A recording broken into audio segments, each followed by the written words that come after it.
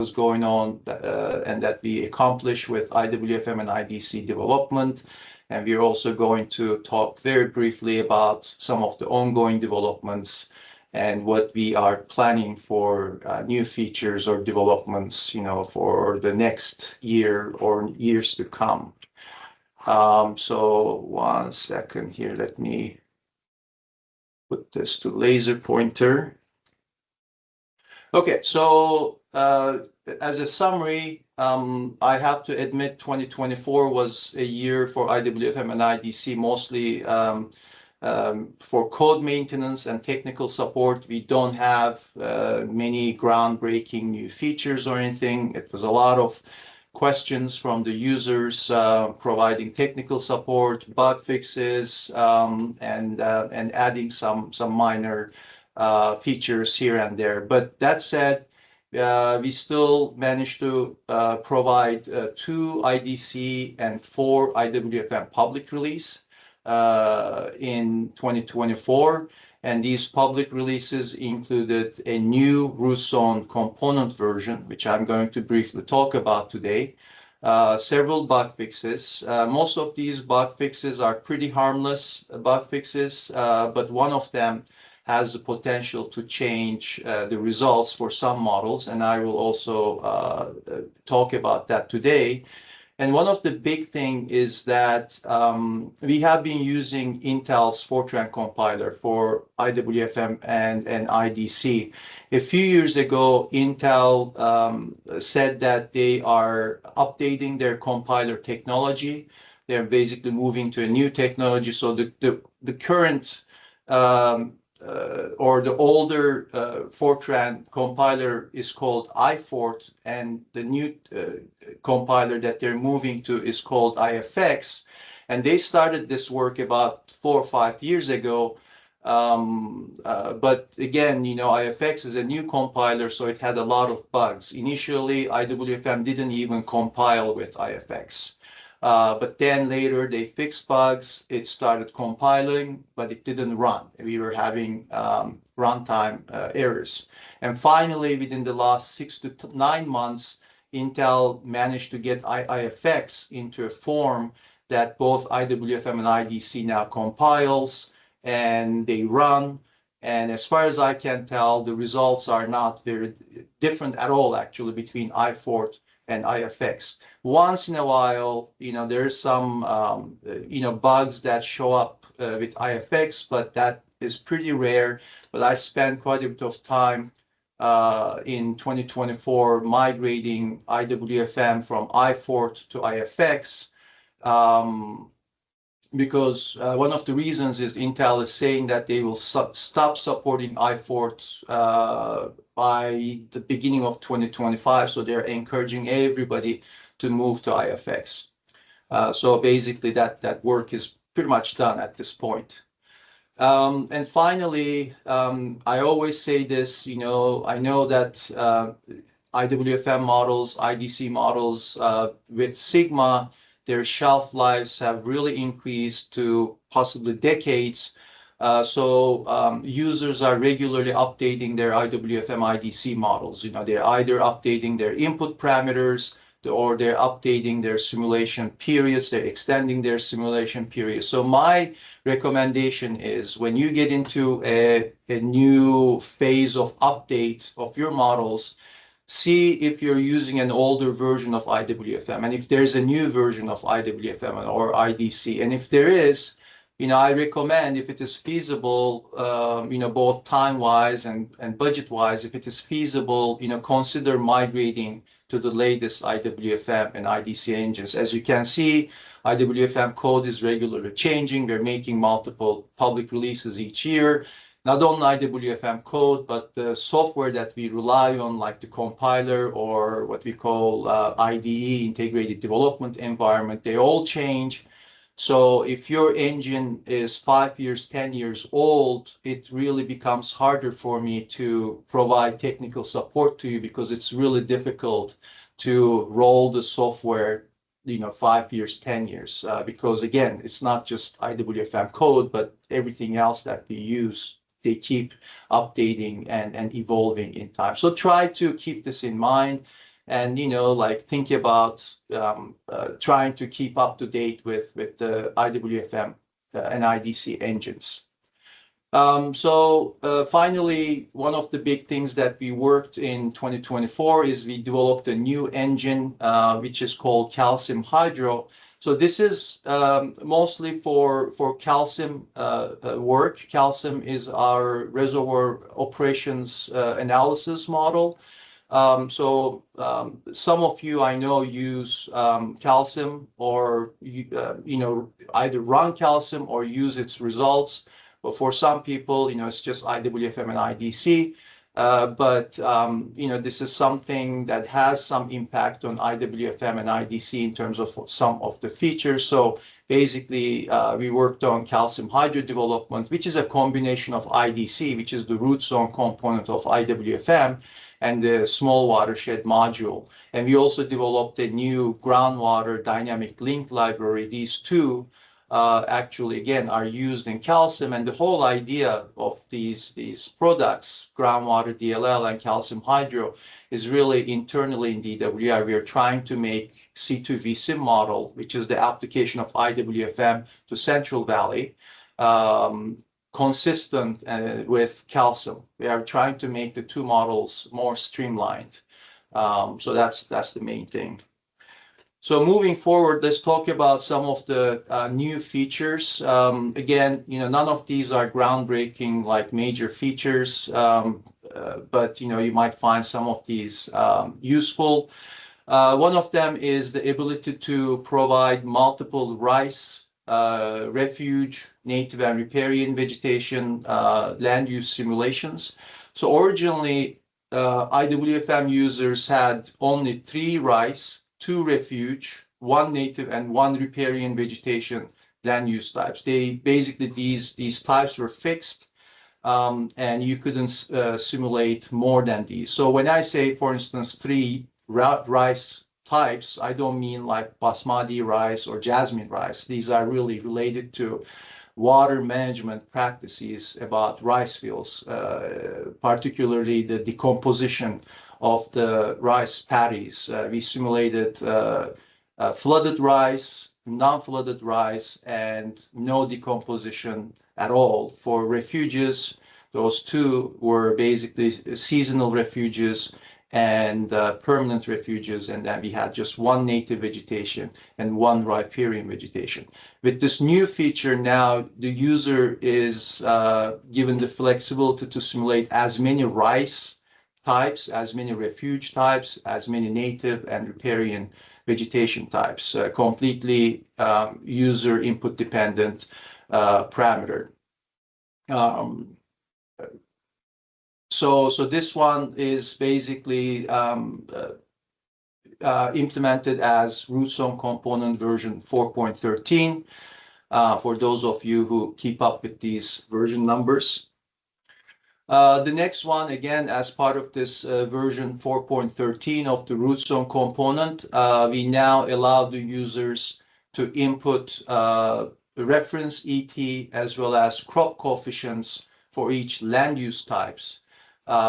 Originally, we basically asked the users only input crop ETs. These crop ETs basically are just multiplication of ETO and K sub C. But a few users in the past asked that we basically provide these 2 as inputs rather than just ETC. So basically, we went and did that. So this is also a part of version 4.13 of the root zone component. Moving forward, we have a new feature in the IWFM application programming interface. This is basically for those of you who are developing software using IWFM API to interact with IWFM models. We use this. I know there's several groups out there, they develop Python tools. We basically use this with our web application currently internally. But the idea is that you basically write your own code, whatever language you are comfortable with, and then you interact with your own code through this IWFM API you're interacting with IWFM models essentially to retrieve model results, and then visualization of those results or any type of analysis tools. Again, it's kind of a software development tool.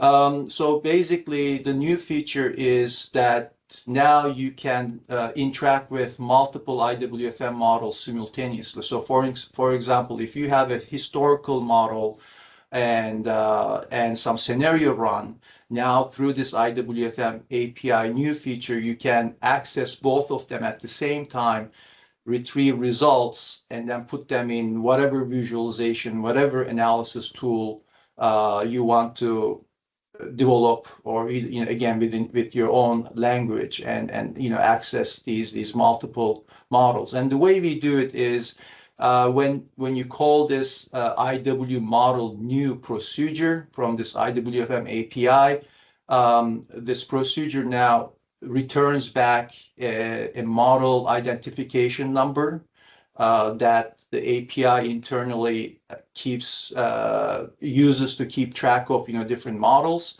And then you also need to keep track of this ID number within your own client code.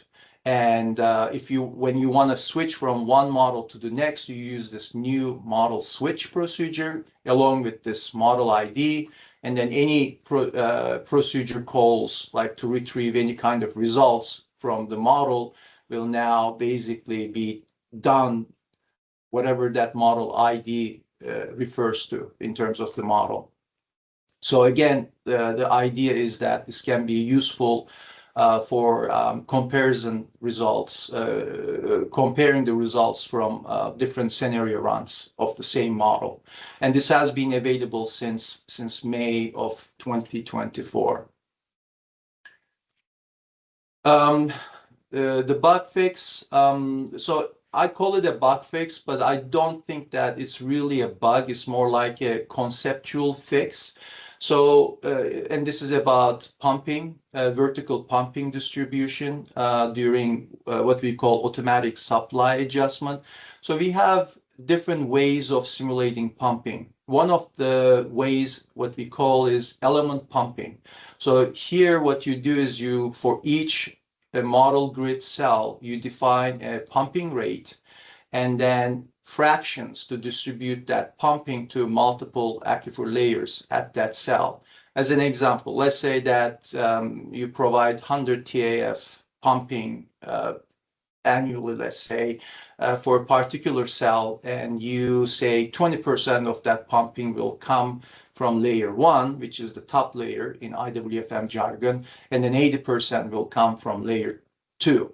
So when you turn on the automatic supply adjustment, and during the simulation, if layer 1 starts drying, meaning you're no longer able to get that 20% pumping from layer 1 during the automatic supply adjustment, IWFM would shift that 20% pumping to second layer, and then you would end up getting more than 80% of your pumping from layer 2, as long as there's enough water in that layer.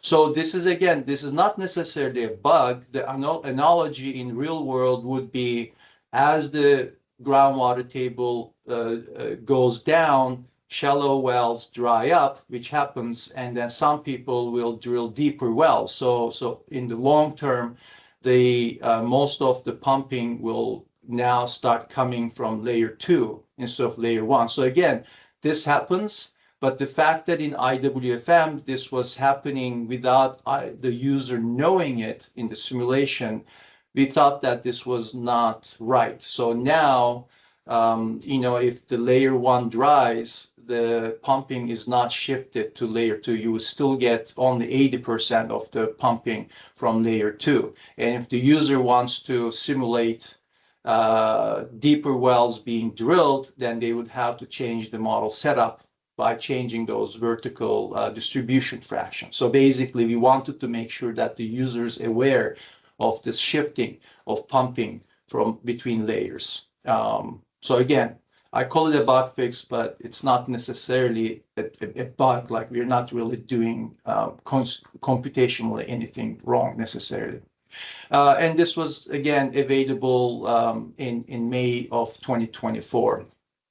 But the fact that the reason why I'm mentioning this is now that the way we are distributing pumping between layers have changed, this has the possibility of impacting groundwater heads and any process that uses groundwater head as during the computation. So again, it's model dependent. If there's no drying going on in your model, most likely you won't see any impact if you start using this version of IWFM.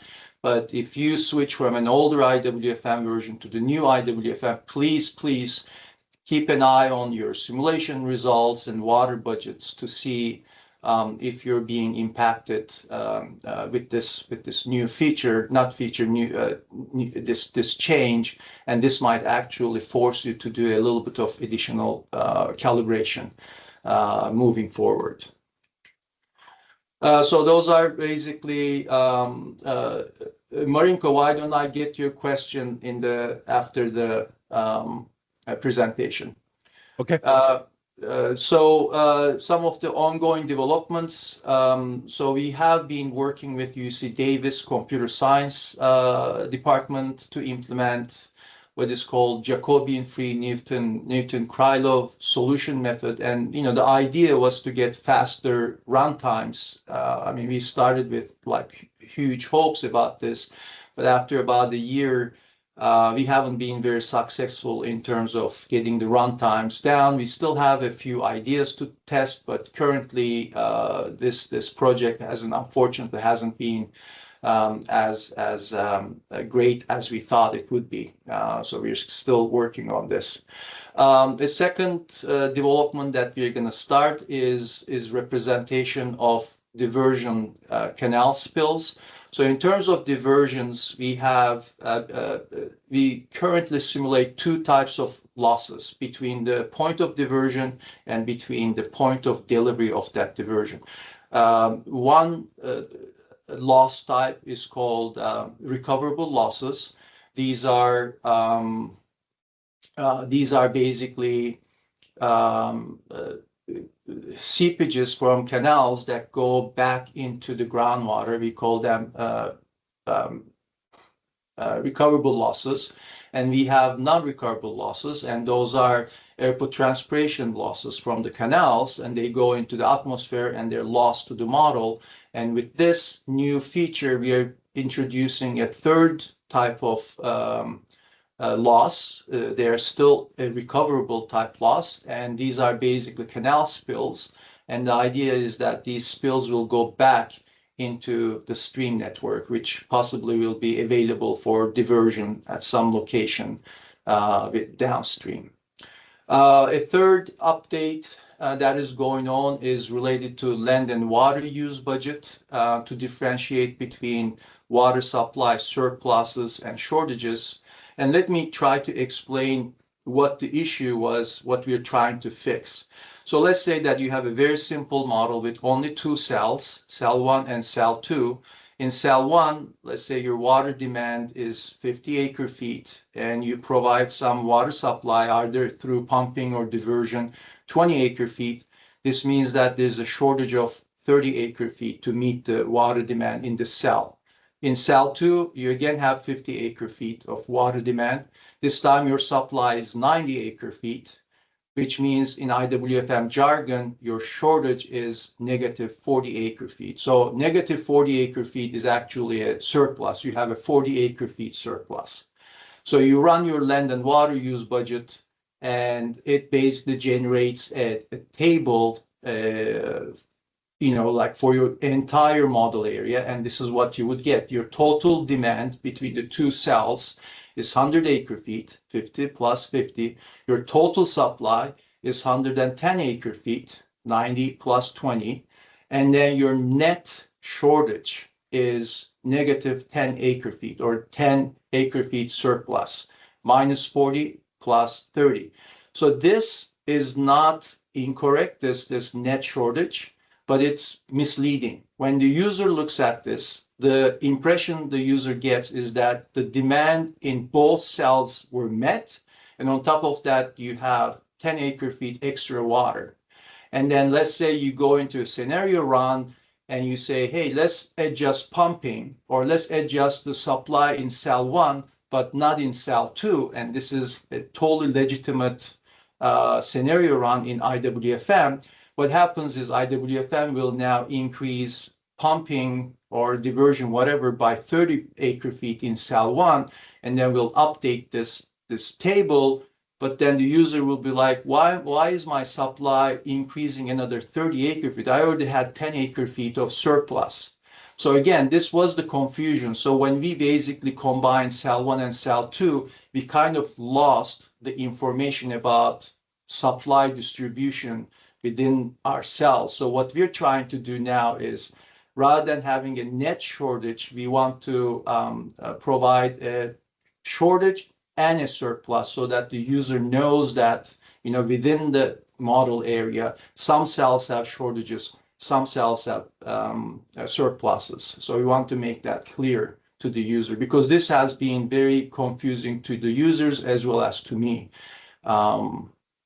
So that's another ongoing development. Other developments from our Sigma office, Udita Bandara has been working on the development of a solute transport module for IWFM.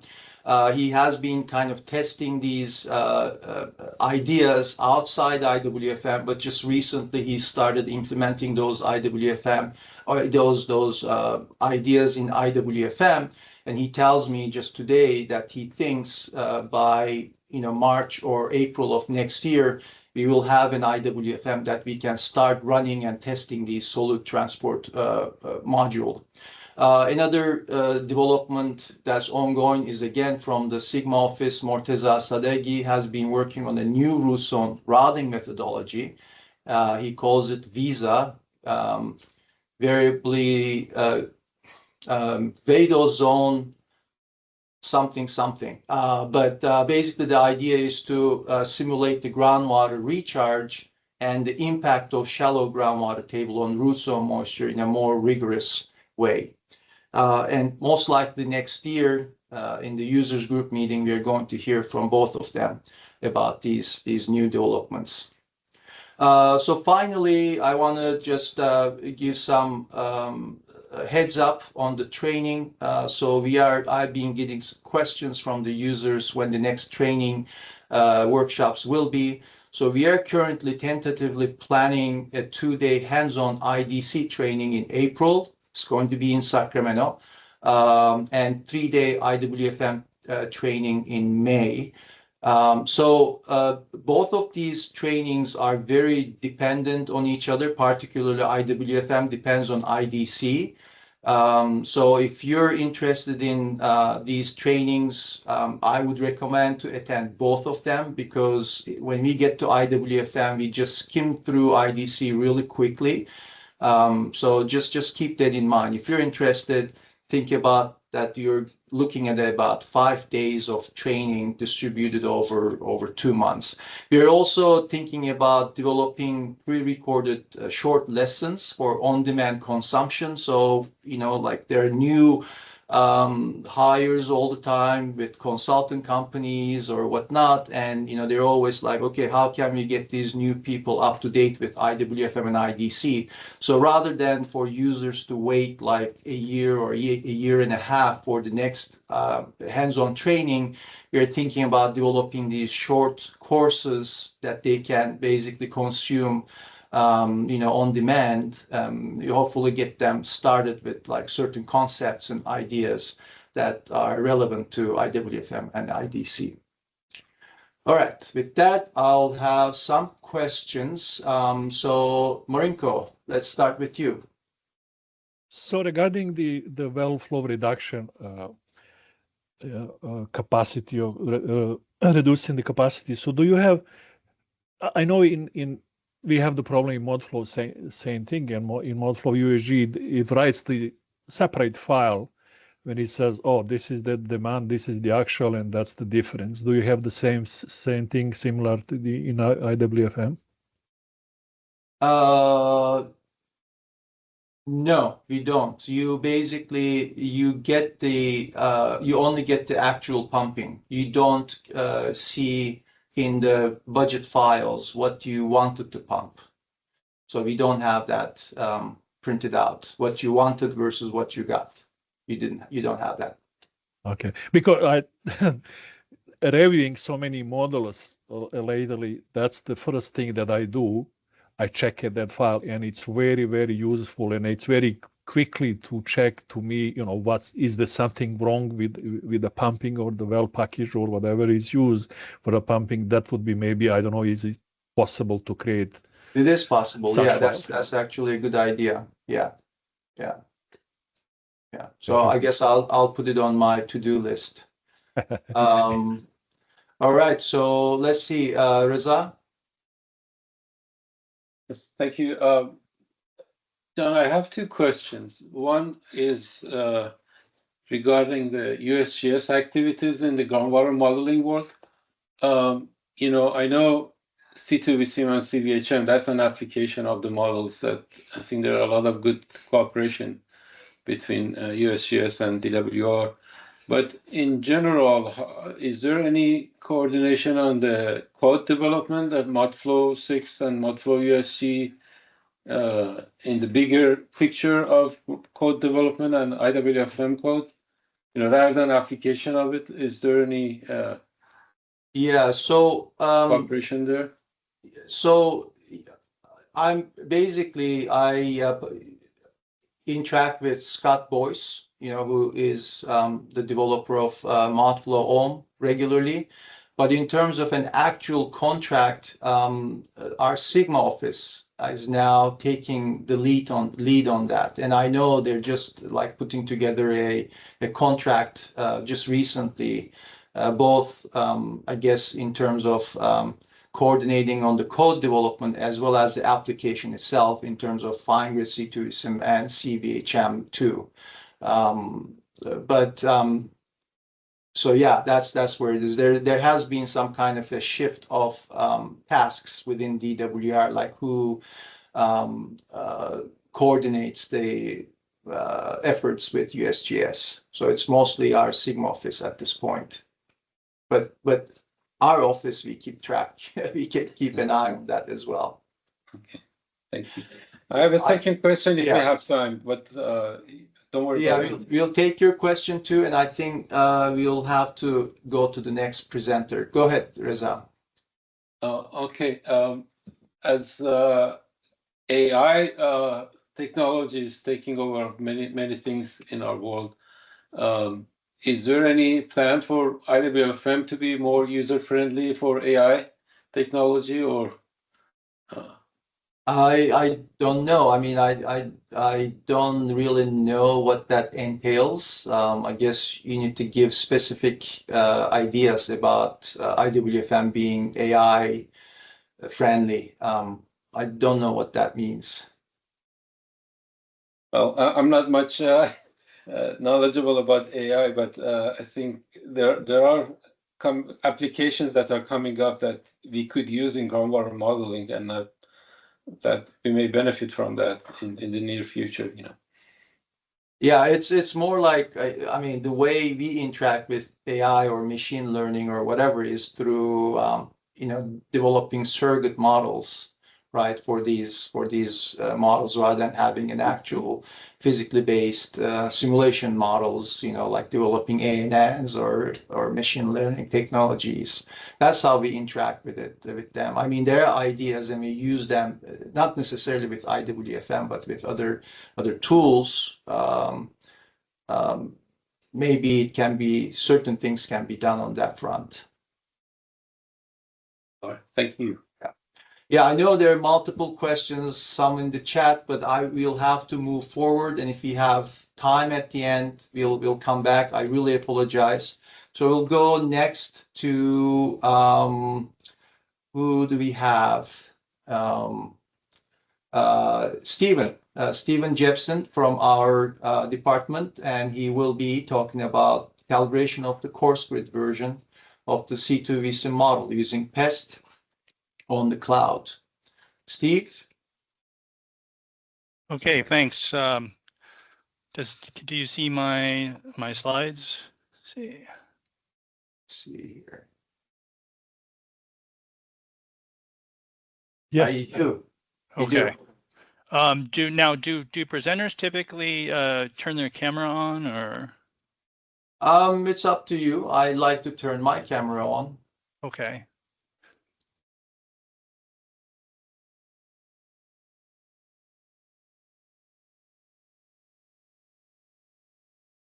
Okay. My name is Stephen Jepson. I'm an engineer in the Modeling Support Office of California Department of Water Resources.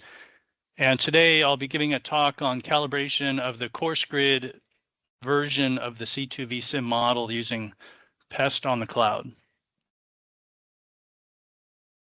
First, I'd like to start off acknowledging the groups that have contributed a lot of technical assistance and data sets for this project. Those groups include the Modeling Support Office team, also Sustainable Groundwater Management Office, Woodard and Curran, SS Papadopoulos and Associates, and Stantec. All right, so C2V-SIM CG, as many probably know, is the course grid version of the California Central Valley groundwater surface water simulation model. The model is built on the integrated water flow model engine, and C2V-SIM CG is maintained by the Modeling Support Office of DWR. In the current public release version of C2V-SIM CG, the groundwater levels tend to be too high. In the Sacramento Valley, the average model groundwater levels are about 22 feet above observations in well data. And in the San Joaquin and Tulare basins, the model is on average about 10 feet too high. And then working with Stantec, Stantec reported excessive groundwater inflows to modeled streams, and that was interfering with the ability of an experimental reservoir simulations model to accurately account for historical changes in reservoir storage. And then a related observation is that ETC, which is crop ET under standard conditions, is considerably lower in the version 1 model than the previous version R374. And the lower ETC would tend to result in less actual ET and less supply requirement generally in the form of groundwater pumping, and that would in turn affect groundwater levels. So the objective of this study is to calibrate the C2V-SIM CG model to hopefully improve the match of the model to historical groundwater levels and stream flows in the Central Valley. The first step in this work is to update model ETC inputs with data from California Water Plan, and Shalamu in our group has been working on that. And then the next step is to calibrate C2V-SIM. All of the results that I'm showing today will be with the updated ETC values. And then we compare the simulations of the calibrated model to historical groundwater levels and stream flows. And just a little bit about terminology. I use the term before calibration and after calibration. Before calibration refers to the results from the version 1 public release model, and after calibration are the more current results of the newly calibrated model. So to do the calibrations, we're using PEST HP, and we're doing the PEST HP runs on Microsoft Azure Cloud using the pest.cloud app that was developed by SS Papadopoulos and Associates. And the website is on the right if you're interested. Pest.cloud offers up to 800 CPUs at the current time. And for the recent calibration runs we've been doing, the total time has been about 2 to 3 days with the number, and I've been choosing the number of CPUs to be about half the number of parameters. That seems to be a good compromise between total cost and total runtime of the calibration. The parameters that we're estimating at the current time are the aquifer hydraulic conductivity, specific yield, and specific storage, the vertical hydraulic conductivity of the aquitard, which resists flow in the vertical direction, the stream bed hydraulic conductivity, and we're currently holding soil parameters at fixed values from the version 1 model. For observations, we're using well data from the periodic groundwater level measurements data set. And the wells the list of wells were provided by Sustainable Groundwater Management Office, and they were the wells that were used for the FineGrid version 1 model. But from that list of wells, we selected the 2,653 wells that were screened in a single layer of C2V Sim. And that was decided in order to simplify the processing and determination of what model layer what model layer to use for the heads to compare to the observations. And the modeled stream flows were for those we're using 28 stream gauges from the USGS Water Data Library and CDEC. The aquifer parameters are located at pilot points that Woodard and Curran provided to us. Those pilot points were used also for the version 1 model. 60 of those points are for the aquifer properties, and 9 of those pilot points are for the aquitard, which is the Corcoran clay. And the parameter values of the aquifer are transferred from the pilot point values to the groundwater nodes using a software program called Texture to Par that was developed by SS Papadopoulos and Associates.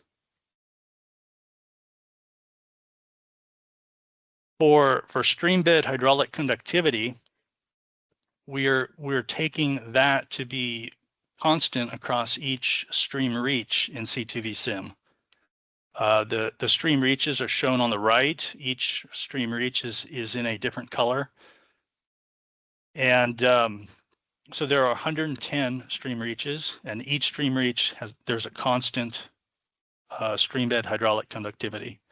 I tried to get the linear interpolation to work linear along the stream reaches, and I had a lot of problems doing that. So we went to just the piecewise constant approach for this parameterization. So this is the first slide of results. The next 4 slides will be just some highlights of the results.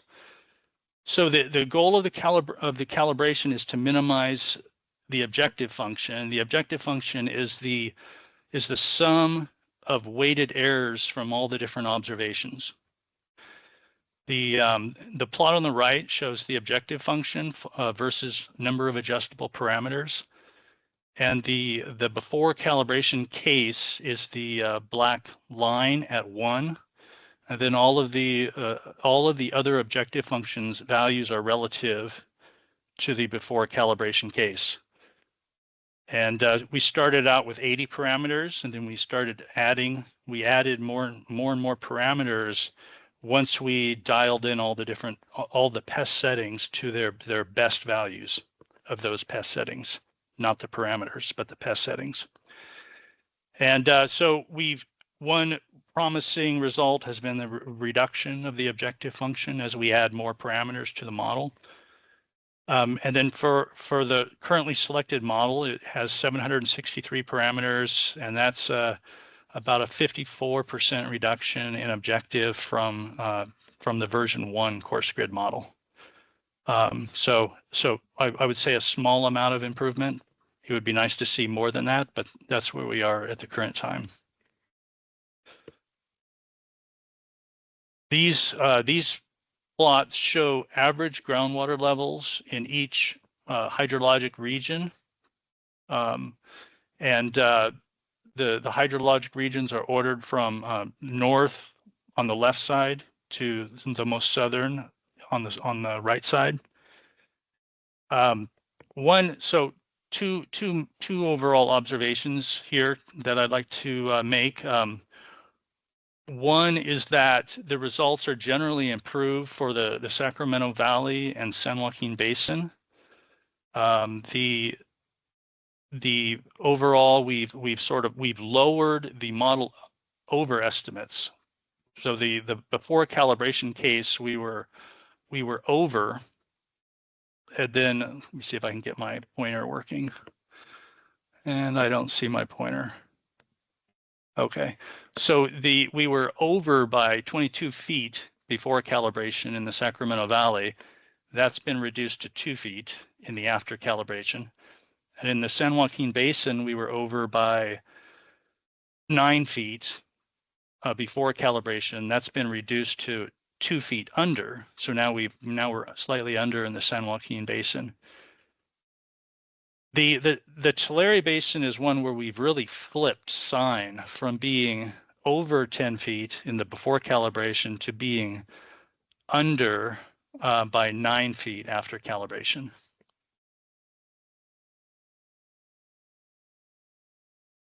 And this is a map showing the locations of where we've improved the modeled groundwater levels the most.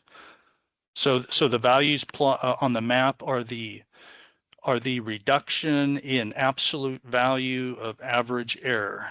So the bluer areas are better. So blue means good. That's where we have the most error reduction. Red means that's the worst. Worsening, that's where we've worsened actually the calibration. And the areas where we've seemed to have improved the average groundwater levels the most are the blue areas east of Sacramento and Stockton. And then the the corridor along the James Bypass, which is north of the Kings River, and also around the Cahuilla River, around Tulare and Visalia. And we've also made some large improvements in the Delano area.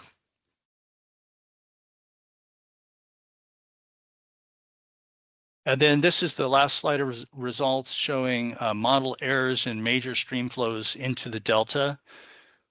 On the left is the stream flow of Sacramento River at Freeport, and on the right, stream flow of San Joaquin River near Vernalis.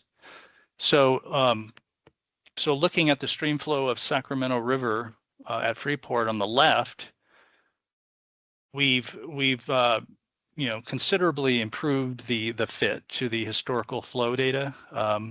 We've lowered the RMS errors considerably by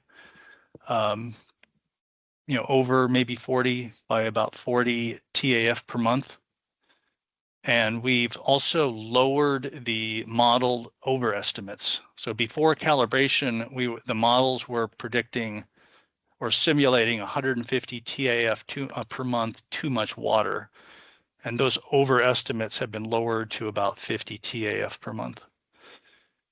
And then looking at the San Joaquin River flows on the right, we've actually either not improved the model or worsened it slightly. The RMS errors have been increased as shown on the right here. We're now at a little bit higher RMS error, and the sign of the error has reversed. It's changed from negative to positive, but the magnitudes are about the same. And I think that reversal in sign of error sort of mirrors the reversal we're also seeing in the groundwater levels, where now the groundwater levels are too low in the Tulare Basin, whereas before they were too high. All right, so in summary, we developed a pest calibration data set that runs on pest.cloud. For this work, we rebuilt the pest control file and did extensive testing of pest settings. And in the Sacramento Valley, we generally lowered the overestimates of groundwater level. And we've also decreased overestimates in Sacramento River flow, but without flipping the sign of overestimate. So rather that without going from over to under, we've just lowered the overestimates. In the San Joaquin and Tulare Basin, results are mixed, not clearly better. And this is an area where we've really flipped the sign of our errors from over to under. So overestimates in groundwater flow have become underestimates, especially in the Tulare Basin, and overestimates of stream flow have become underestimates. Future work will include updates to land use data by Ali using data from Sustainable Groundwater Management Office. Further updates to ETC by Shalamu, and addition of soil parameters to the calibration as we through exactly how we want to do that. Thank you, and if you have any questions, don't hesitate to send me an email. Thanks. Thank you, Steve. Any questions for Steve? Sevim, your hand is up.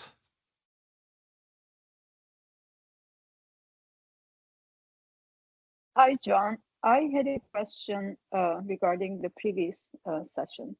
And that's a quick question. I can ask now or later. Well, let's see first if there are any questions for Steve. Vivek? Hi, Steve. Thanks for the presentation. Good looking results. Nice work. When there is a decrease in flow in general, is it because you have increased ET and changes in aquifer parameters? What has caused the lowering of flow in the model? I think that the increase in ETC is playing a large role, because I think that increases groundwater pumping to meet the demands, because the supply requirement is higher since we've increased ETC. The supply requirement goes up, which means that the groundwater pumping will be increased to meet those demands. But I don't think it's all ETC, because all of the calibration results I was showing at the beginning with the objective function was for the updated ETC. And we see so much lowering in the objective as we've added parameters that I think it's the aquifer parameters are also playing an important role. But I haven't done really a more detailed look than that. It'd be good to see how what percentage you would attribute to increased ET versus how much is it being taken up by changed aquifer parameters. But this is great. Thank you. Steve, do you have just one quick question? Do you have you looked at the water budget flow component of the penalties? Because when I'll present later I look at the water component, then there's a lot of return flow from irrigation. So when you increase the ETC, return flow will be much less. That's my comment. Thanks.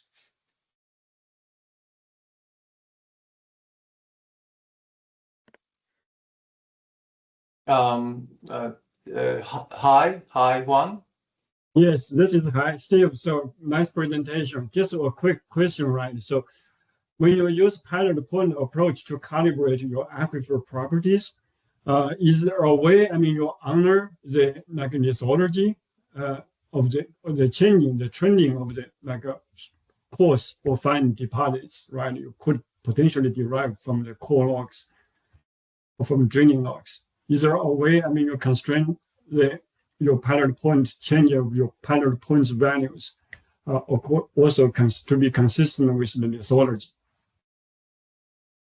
So you're asking, have we tried changing the pilot point locations?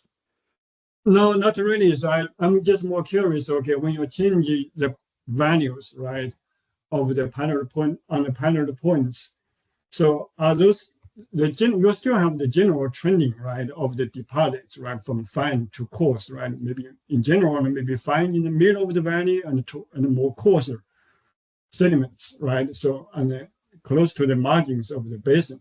So is there a way, I mean, in your pilot point approach, you kind of honor geology and lithology data somehow, derived maybe from draining logs, from geophysics, right? Yeah, I mean, that's I'm sure there's a lot of room for improvement in the calibration doing, with that. But we haven't really, the only thing we've done is tried tying versus not tying the pilot point values. Okay. That's the only thing I've done with the pilot points. But I'm open to ideas about how we might improve the pilot point placement or how to better capture.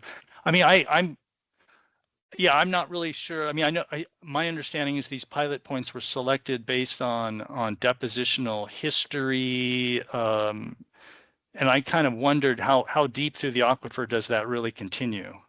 And do we really, are the pilot points really at their best location? And is there some data set we can use to improve on that? But yeah, just questions for now.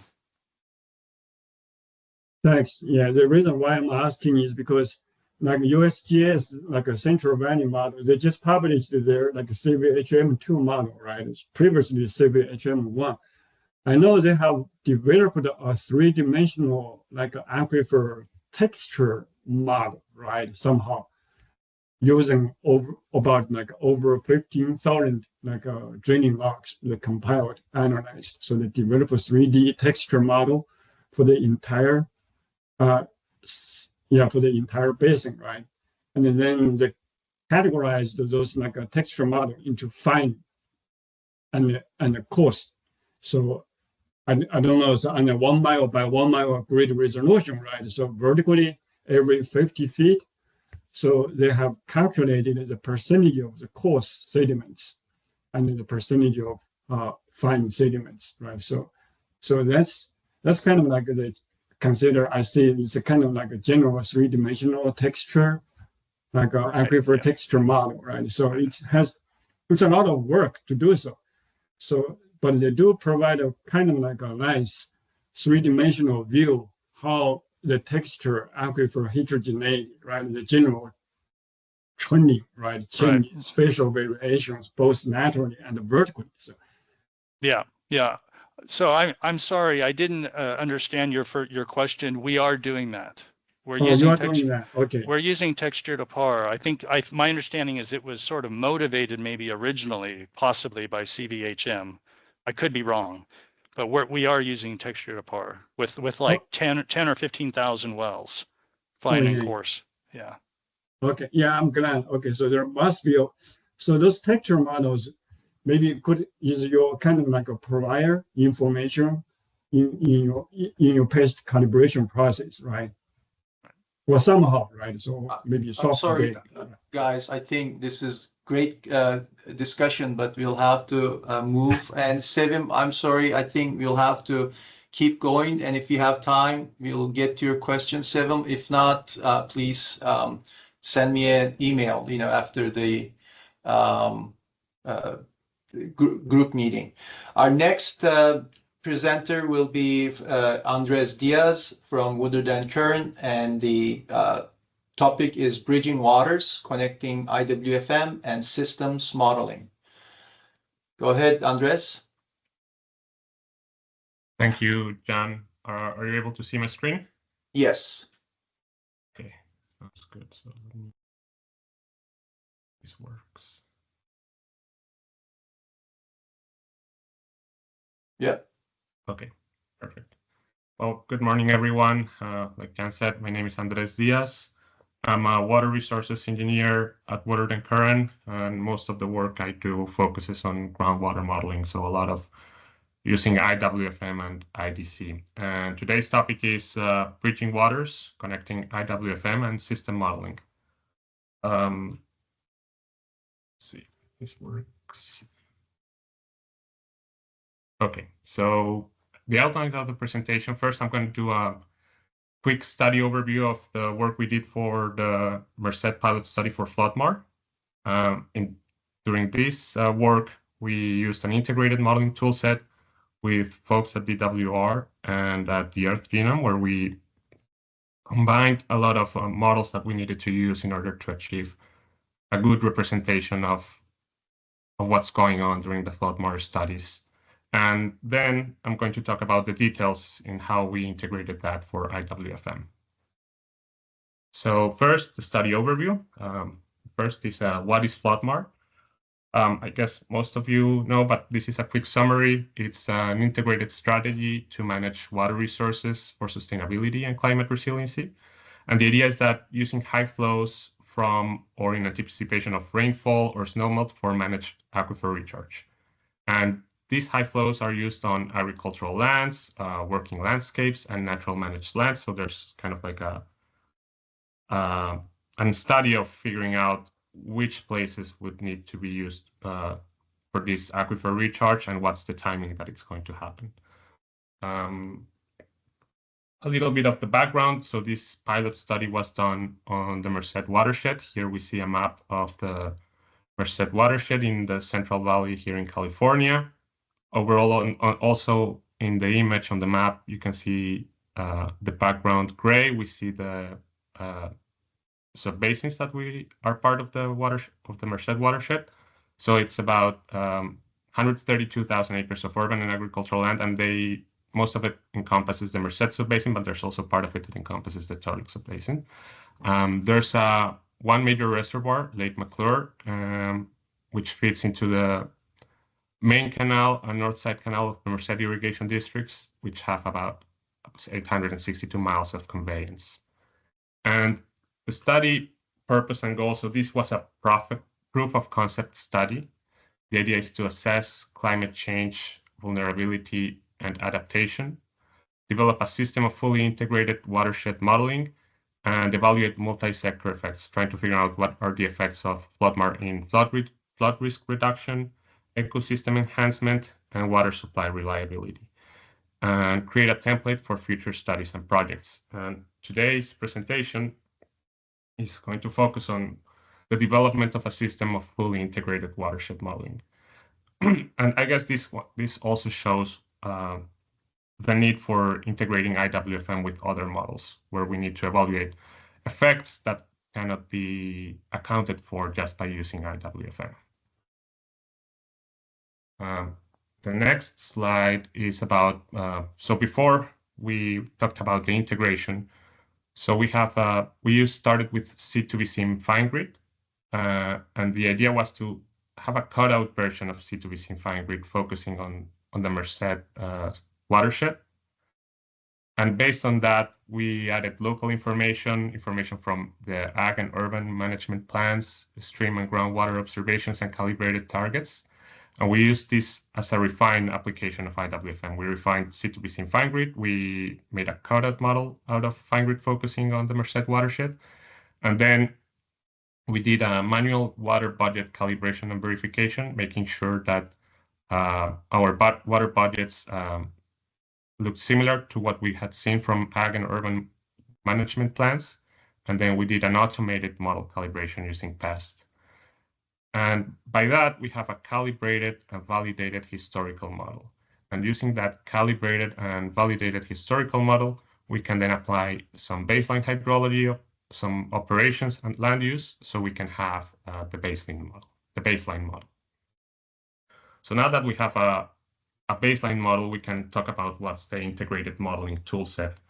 And so the first step, I think it was like, what do we consider integration here in the modeling framework? And the way I see it is that we are combining multiple models into a unified whole. And the idea is that these models work together seamlessly in order to represent a complex system. In order to do so, I found that these 3 points are important for integration. There needs to be systemic coordination, which means that the models need to interact appropriately. The output of a model can be used as the input for another model, but they have to kind of mean the same thing in both models. There has to be a good data flow, so the information is transferred accurately and efficiently. And there has to be consistency. All of the models need to have consistent assumptions.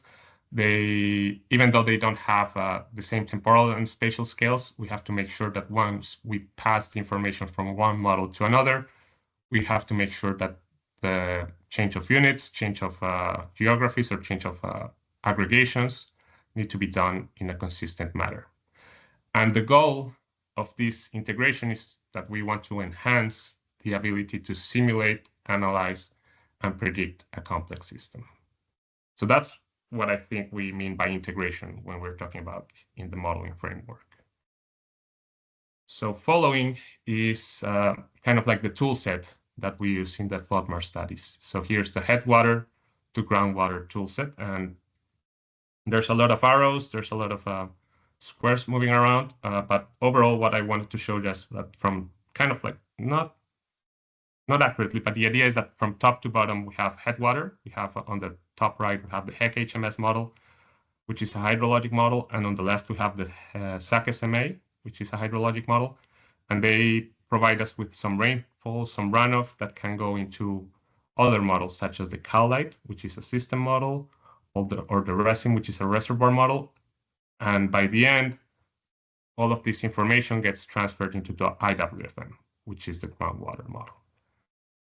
Additional to this information, because we're doing some climate change analysis, we have a weather generator, which provides us our climate parameters, which provides us them to the HEC HMS and SAC SMA, and also IWFM needs those climate parameters as well. And here I have a more simplified version of this flowchart where I just wanted to highlight the different models that are in direct communication with IWFM. We have the weather generator that provides weather parameters into IWFM. We have the CalLITE, RESIM, and HEC HMS models, which are in green, which will provide diversions and stream inflow information to IWFM. And we have the GRAD tool, which is a recharge optimization, which will be the one in charge of providing IWFM the information about the land that is going to be recharged, what's the volume and timing for the recharge as well.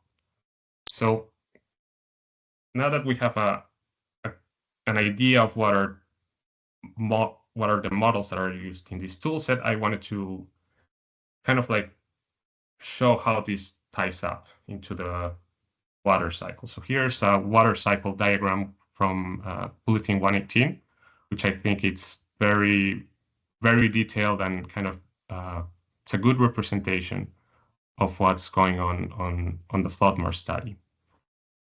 So here we have all of the components that go into the water cycle.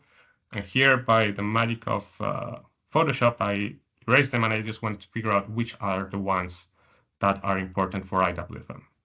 So I'm going to say I'm going to show which are the IWFM time series inputs and how do they match with this water cycle. So we have evapotranspiration, that's a time series input to IWFM, same as precipitation. We have stream inflow as well. We have diversions coming out from the streams. We have groundwater pumping. And even though it's not entirely per se a file input that we have in IWFM, we also have recharge going on. And it's the integral part of the floodmarsh study. So I included here as well. So ET and precipitation are in yellow. I put this symbol just to make sure we're keeping good track of the components that we want to simulate into IWFM from these other tool sets. We have the streaming flow and diversions, which come from systems modeling and the reservoir model. We have recharge that comes from the GRAD information. Groundwater pumping does not come from other tool sets. It's provided by the time series. It's established by IWFM itself by using the supply adjustment, making sure that all demand is being met if there's enough available water from groundwater. So now we're going to talk about the details for integrating IWFM. So first, I wanted to talk about precipitation and evapotranspiration. So for this study, decision scaling was approached. So instead of selecting a handful of scenarios, representative climate scenarios, we decided to evaluate across a full spectrum of possible climate features. So on the image on the right, we have a grid of about 30 possible climate scenarios. And each one of them has a different change in precipitation by percentage. We go from -20% to +30%.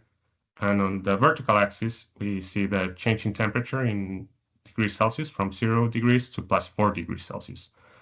So the current climate that we have as a baseline for current conditions is no change in temperature from today and no change in precipitation. So that's where we start.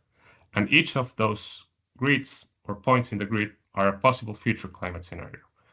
So we simulated 100 years of simulated hydrology, and we looked at the GCMs that have been studied by different atmospheric scientists, and they kind of come up with a range of where does the future is going to be like. And here, what we see is that the likelihood of occurrence for each of these climate scenarios. So in the future, this is the projected range of likely climate changes by 2070. So by 2070, we see that overall, most likely, we're going to have an increase in temperature of +3 degrees Celsius, but the range in changes of precipitation could go from -10 or -20 to +20%. So the idea is, instead of selecting a handful of representative climate scenarios, we evaluate all of these full spectrum of possible climate features. And then we can do a weighted average. We can assign a weight based on the likelihood of occurrence to each of these climate scenarios. And because of the number of simulations that are required to make sure that we're doing 30 climate scenarios, I think that's where the importance of having an integrated modeling toolset is applied, because we're not simulating one single climate scenario. We're doing these 30 climate simulations and different more operational simulations that require an integrated modeling toolset. So that's kind of like the framework that was used for the climate change, and kind of also ties up to the reason of why it's important to have this integrated modeling toolset. Next, so we're talking about now precipitation and evapotranspiration. How do we integrate them into IWFM? So there's a weather generator. This provides 100 years of hydrology for precipitation and temperature. And on the flowchart on the right, we see that we have precipitation and temperature, and we can aggregate them spatially and temporally, making sure they are in the correct geometry for the IWFM grid. And we got this information on a daily basis, so we need to aggregate them temporally. Having a monthly simulation on IWFM, we have to make sure that we have the correct average, monthly average for IWFM. However, IWFM doesn't have an input for temperature, but we know that it affects evapotranspiration. So how do we obtain evapotranspiration from temperature? There are different methodologies you can use. There's different equations. Penman-Monteith is probably the most widely used, but that requires more information that we have, like wind speed, solar radiation. There's also the Hargreaves equation that could be used. However, because we want to be consistent with what previous studies have been done, especially with C2V in fine grid, So what we did was we used C2V fine grid baseline as a reference for current climate conditions. And then we looked at the historical relationships between the reference CT and temperature in CIMIS stations in the study area, in the Faribault, Los Banos, and Merced stations. And we established this relationship between changes in temperature and changes in evapotranspiration. And now, once that we had established those relationships, we were able to obtain new crop evapotranspiration for IWFM based out of temperature. Next, I'm going to talk about the stream inflow and how we use the different models into obtaining stream inflow into IWFM. So the map on the right shows the FM2SIM grid, which is the cutout version of C2V fine grid that we used for this study. And we see the stream inflows that were used for the model. They are colored by the source that we were getting. So the olive kind of color comes from cowlight. The blue points come from HEC HMS, and the orange point comes from RESIM, the reservoir model. And HEC HMS, so HEC HMS and SAC SMA, they both provide rainfall runoff modeling outside of model areas. SAC SMA does not directly have an input into FM2SIM, but it simulates stream flow at 32 upper watershed locations, and it's used to generate daily unimpaired runoff from all of these upper watersheds, and it feeds into cowlight and RESIM, giving information for daily unimpaired runoff for example, from Upper Merced River routed downstream outlet above Lake McClure. So SAC SMA provides information for cowlight, and cowlight is kind of like the faster, streamlined version of calcium. It's designed to be accessible to policy stakeholder demands for rapid and interactive policy evaluations. So SAC SMA fed into cowlight, and cowlight using a more streamlined approach of system operations is able to provide stream inflow information to IWFM. And similarly, SAC SMA can also provide information to RESIM, and RESIM, which is the reservoir model, using different constraints and depending on different constraints and climate, is able to provide the stream inflow into IWFM. So next, I'm going to focus a little bit more about RESIM and how there's a feedback going between IWFM and RESIM. So RESIM is a reservoir operations model for the Merced River. Major outputs for IWFM are the irrigation deliveries, the diversions we're going to get for each of the on the agricultural fields, and the outflow at Merced Falls, which is what we consider the stream inflow for FM2SIM. Also, the outputs of RESIM is also going to be the water available for recharge, which is called the wafer. And this wafer is used by GRAD, which is the recharge assessment tool, to estimate which the timing and location of recharge, and that is also used then by IWFM. But there's information from RESIM also about wafer that goes into IWFM by GRAD.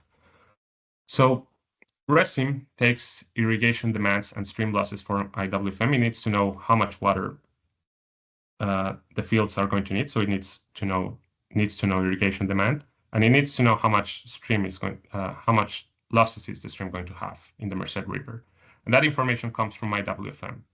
And once that information once RESIM has that information, it can calculate the stream inflow for the Merced River and the agricultural deliveries. So RESIM then provides IWFM the stream inflow based on these demands and stream losses. However, then IWFM needs to calculate new demands and stream losses, and we have to make sure that the demands and losses that we first gave to RESIM are similar to the ones that we just calculated now with the new RESIM stream inflow. So we have to compare these values, and we have to iterate if these results are not within a certain criteria. So we have to make sure that these iterations are repeated until the results converge. And here's a kind of like a flow chart that tells kind of like what the previous bullet points were saying. So we have stream gains and losses and agricultural demand that are needed to go into RESIM. RESIM, with that information, is able to give us the Merced river inflow and agricultural deliveries, which then we have a script that translates that river inflow and deliveries into stream inflow and diversions into IWFM. And then IWFM also estimates the new stream gains and losses and the agricultural demand. And then we have to see, is the difference in stream gains and losses and agricultural demand less than a criteria? Are they converged? If no, we use this new information. We give RESIM this new stream gains and losses and agricultural demand to RESIM, and then we run the process again. If they have converged, then we can be satisfied and we can use the results of IWFM and RESIM and to be evaluated by a metric analysis. So besides stream inflow, we also have diversions. So we also have to map diversions from the systems modeling to IWFM. Seems pretty straightforward now that we're saying it here, but it requires a lot of time making sure that all of the nodes that are happening in CalLight or in RESIM are actually matched to the grid that we're using into IWFM. It needs a lot of coordinating between different teams, and it's one of the things that I think I wanted to highlight is that this, as simple as it sounds here on the bullet point, it takes a whole lot of effort just doing the mapping and making sure that the right amount of water is going to the right place based on both the systems modeling and on IWFM. Also, I wanted to point out that outputs from RESIM, CalLight, and HEC HMS are in HEC DSS format. And so what we did was that we created a script that read this HEC DSS format, and they usually come in daily or 3-hour time steps. And then we aggregated them or averaged them on a monthly basis. And here on the bottom, I just wanted to highlight one of the issues that I found it interesting is that if you consider, for example, December 31st, 1995, underscore 24 hours in the HEC DSS format, once the date time in Python reads it, it assumes that the 24-hour is the next day, so it will read it as January 1st, 1996. So if you're doing averaging, if you're looking at the average at December 1995, it will not use that time step for December 1995. It will use it instead as January 1996.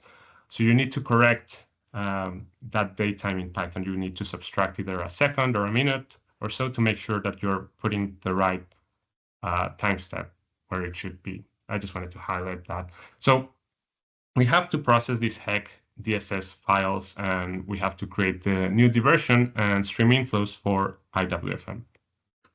Andres, I'm sorry, you have about 2.5 minutes left if you want to leave room for questions also. Okay. I'm going to finish pretty quickly. So GRAD takes information from RESIM, and it provides timing, volume, location, and type of recharge based on soil properties, crop types, and infrastructure. It gives us tabular summary. So we need to map. It gives us recharge by field. So we need to map the fields, aggregate them spatially and temporally, and then we have 3 options to create the recharge on IWFM. We either do it as deliveries, standard deliveries. We use a deliveries as recoverable loss, which is a recharge kind of a saying, or we can also use a negative pumping. For this case, we use the deliveries in order also to take into account the components in the water budget, making sure that they're also in the right place instead of having a negative pumping. And I wanted also to say that IWFM is not the endpoint. It's not that we were receiving all of this data from these models and not providing any feedback. So the purpose of IWFM is to examine the impacts of flood on the groundwater system and other systems that are interacting with the groundwater. So if other systems are interacting with groundwater, IWFM is also providing them that information. So we have changing groundwater storage, subsurface flows across boundaries, stream aquifer interactions, which is, I think, where the systems modeling are really interested at. And we also need to look for consistency in mass balance with other models. So we have stream aquifer interactions and stream flows downstream. We have to make sure that we are consistent with the other models. Integration summary, a quick summary. Integration is the last step in joint effort with colleagues. 8 different models were used, and there's a lot of work making sure that they are talking to each other in the right way. And integration, when we say integrated, I think it's the last step of this huge effort. This approach provides a foundation for integrated watershed planning and management. There were extensive output data sets. These integrated model outputs provide a big picture of processes in the watershed, so it gives a lot of information.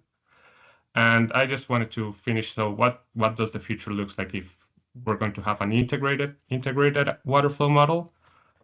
So Jan, some ideas of how you would like to call it, IWFM or I2WFM. Here's maybe some schematic I made. Reminds me of a tech company, if you want to call it IWFM. So thank you very much. This is a big collaborative effort, as I was saying. And if you're really interested, you can see the Merced River Watershed Flood Mar Reconnaissance Study Report. And there's all of these teams, DWR, ESA, Water and Current, MBK, Earth Genome, Sustainable Conservation, and Merced Irrigation District. All of these teams made a huge effort on this work. And thank you very much. Thank you, Andres. And we have time maybe for one question, if there's any questions. Okay, well, let's move. Oh, Steve, really quickly. Oh, okay. Andres, how long did it take to reach convergence in the iterations? And was that a concern, the amount of time for the computational resources for that? It took about 3 iterations to reach convergence. It was planned when we were developing the model. Still, I think it was not a big concern because we found out that the results, once we have the second iteration, they were close enough, and by the third one we were pretty good. So yeah, fortunately, was not it was planned out, and the results were okay. Thank you. Thank you. Thank you, John. All right. Thank you, Andres. Okay, next up is Gubia and Lan from DWR, and they'll be talking about C2V-SIMFG overview of model updates. Gubia or Lan? I'm going to take just the first minute, John. Thanks, everyone. And I won't talk very long because I think you probably want to hear more about what Gubia and Lan have to say. But Craig Altair, I'm supervising engineering geologist in the Sustainable Groundwater Management Office, leading our modeling and tool support section. And Gubia and Lan are going to talk today about C2V-SIM fine grid and some of our model updates. I believe, Lan, you're sharing. You want to go to the next slide? Thanks. So most of you, I'm sure, know kind of the tie-in to Sigma and C2V-SIM. I won't repeat it in depth here, but it is interesting to note that in the Sigma context, there are 36 groundwater subbasins within the Central Valley, and 25 of them are using C2V-SIM fine grid or a local IWFM model in some way to support the development of their GSP. And so we are trying to, in the Sigma office, keep C2V-SIM fine grid updated and up to date as much as we can to hopefully support the needs of those end users who are the GSAs. Who either are using C2V-SIM fine grid directly or in their local modeling for things like boundary conditions or other data. So we're going to talk about a new version, which we internally are currently calling version 1.5. That name is subject to change by the time we release it, but we're going to, for today, call it version 1.5. Our hope is to release that in spring 2025. It's an improvement with temporal and dataset update relative to the earlier version of C2V-SIM fine grid, the most recent of which we call version 1.01, and which was released in 2021. But it won't be, of course, perfect with the last version. We have still quite a bit of work to do after this release. But we'll talk today about what that version 1.5 so-called will include. Primarily today we'll talk about the surface water representation and the root zone land use portions of the model, the performance of this version of the model and then some of our next steps. So next slide, Lan. I'm not going to read all these entities and names, but we do appreciate all the work that, I appreciate all the work that our section does in the Sustainable Groundwater Management Office, but certainly we appreciate all the support we get from other groups at DWR, John, and the rest of the Modeling Support Office. And in particular, we want to thank the GSAs that we've reached out to and that have shared data with us. Goviel will talk more about that, I believe, in just a moment. And that I think is what we want to get to as a collaborative space where we're developing these Central Valley-wide models to support the GSAs, but the GSAs have better data, and so I think there's some mutual benefit to working together, and we really appreciate the data that's been shared so far. So next slide. This will be my last one. Just some of the highlights to hear about today. We extended the historical simulation period to water year 2021 relative to the previous versions of CTV Fine Grid. We've, in doing so, needed to reconstruct some of the precip land use and ET data sets for the entire period. And we've also updated our observations and done some manual calibration of the root zone. We've not done a full comprehensive calibration. We'll talk about that in the next steps. That will come after this version. Lan and Goviel will talk about some of the major issues that have been resolved, though, just by updating those data sets that I mentioned above, related to surface water in the root zone. And I think in the interest of time, I'll let them go through it. So go ahead and next slide. I think Goviel will take over. Thanks, Greg. Good morning, Goviel Huang, Senior Engineer in the Sycamore office. First, we want to say we have GSA outreach and then local data requests for voluntary providing the local model data and also high resolution spatial and temporal solution for our model use. I think in total we have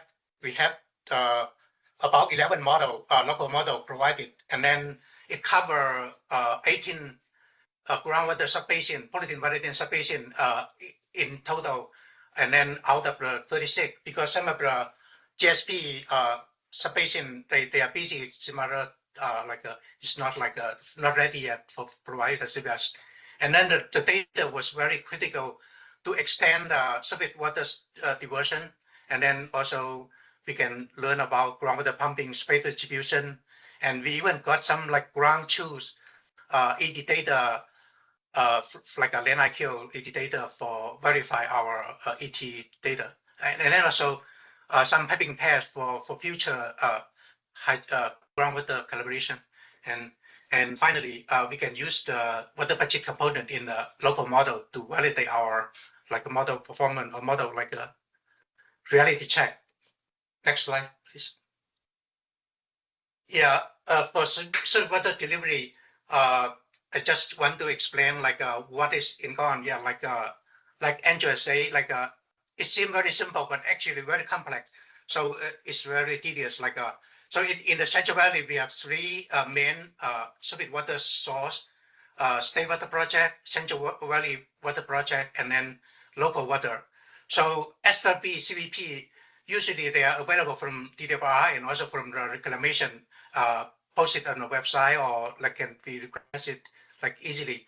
But the major effort is the local water source, from tributary in Central Valley. So I did a fraction ratio of the local water to the total surface water supply from the GSP annual report, and then you can see, yeah, east side, many are 100% based on local water source, and then only maybe westland, they pretty much based on the CVP water, and then closer subbasin, they use, most of them are also the CVP data, and for the Kern County, yeah, we can see maybe 60% by State Water Project water, and then also for the Tulare Basin, we have some Franklin Canal delivery, and with that, yeah, so water 500%, 500 plus surface water delivery is needed extended, and then yeah, land water, And want to mention like IRIM and FarmGate reporting are very limited. So we use some of them for not available like Yolo County and the Solano we have the local model. And yeah, it's like some of the time series data actually is estimated, and that delivery area is estimated. So we can see I did elemental distribution of the super delivery for a non-binding crop. We can see some local very high depth, unit depth. So up to 7.2, but only locally. We should expect maybe less than 3 feet, maybe like for delivery. So yeah, that's the difficulty here. Next slide, please. Yeah, for us. Yeah, for a surface water use, like so earlier I expand to steep, maybe yeah. The main thing is the net return flow, maybe yeah. The supply, we have some like supply, and then contribute to the net return flow for stream. And here I show the elemental distribution of annual supply surplus. You can see it's also happened in the 1.5, and then I checked the local model. It also happened in local model. It seems like it's spread out in the IWFM model. And but 1.5, we can see the delta region. We remove it because we use like adjustable like supply to meet to match the act demand in the 1.5. And also we have darker area in the Channel King because of the lower supply requirement. Yeah, this is like a low requirement. Next slide. Okay, so stream water budget impacting by the root zone like improvement or like update. It's like just try to show like interconnected of the model component. So we can see like several supply is like usually it's become net return flow, and then for the rice field, I think it just concentrate at like Colusa Joanne, and also the Peel Creek, right? Peel Creek, and then the Sutter bypass.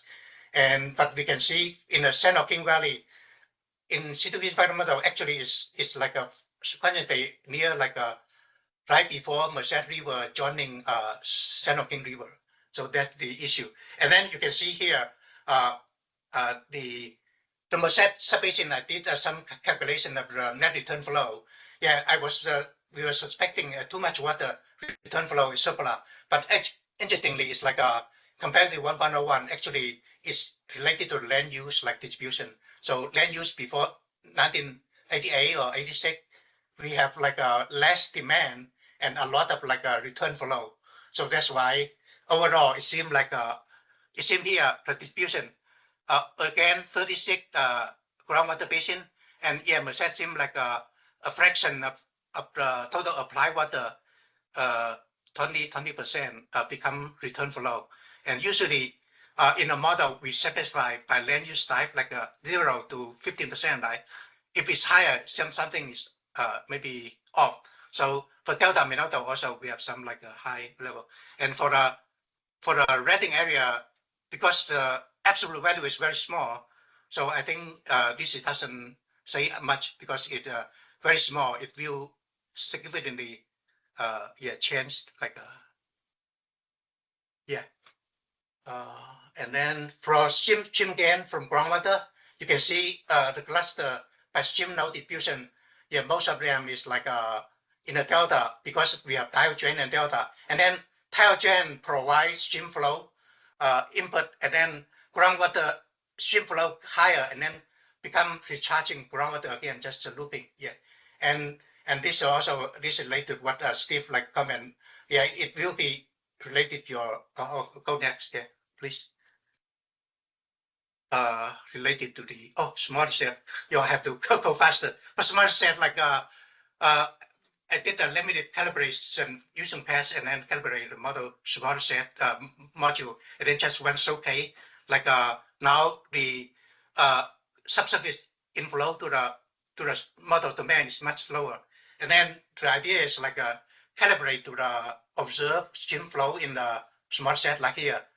Number 1003 is like Bell Creek in the secondary valley, and then now it's like a it's matching better. Before it's very highly overestimated, and then you can see also for groundwater above land surface in near the Fairfield after smaller set elevation, it's coming down. Before it's like above land surface, now it's a bit lower because also it's tied to root zone like a calibration. Yeah. Okay, next. Let's go to next. Okay, so I just maybe last two slides like so just how about the Freeport? Go one slide earlier.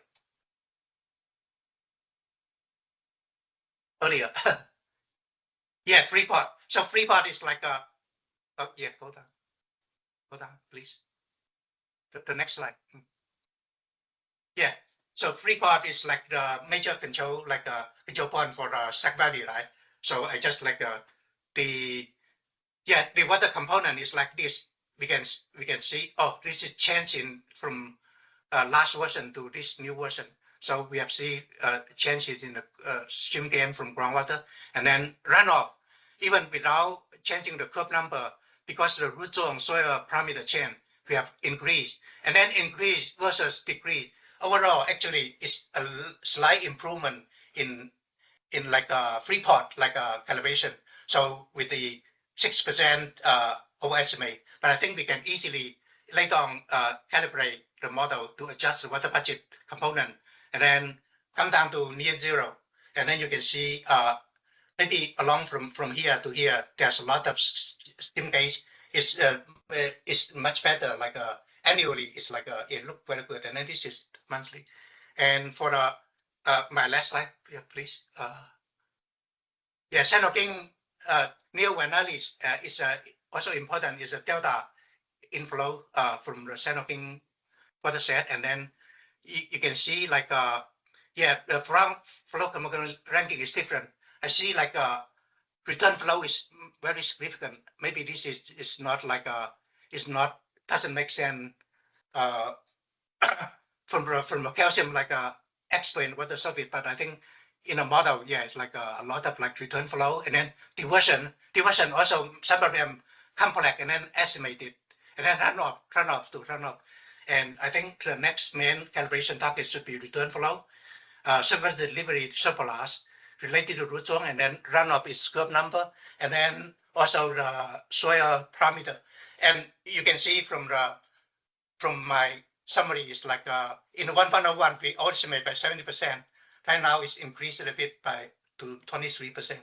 But the absolute value is like a few less than 200 year. Yeah, it could be adjusted maybe by scale down the delivery supply and also scale down the runoff. Or parcel land for the remaining. Yeah, no problem.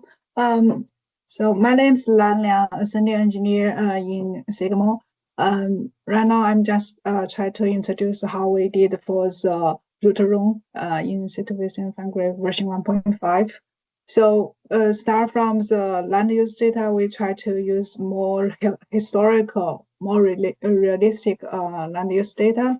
So combine with the DWR county survey and the Land IQ recent years crop mapping and the 2018 fill-in map to cover the whole Central Valley, and also get more historical data like before 2014, where we don't have Land IQ data, like I use USDA CDL data, and also have the Landsat Sentinel data to recognize the rice winter decomposition area.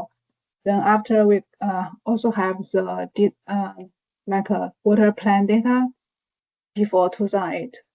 When we combine all this data together, we use the like annual source priorities. Like you assume the county survey as the best data. Then if we don't have the county survey, we use the non-ag map from the Land IQ 2018 and also the lambda Q data. If no lambda Q data, we use CDL data.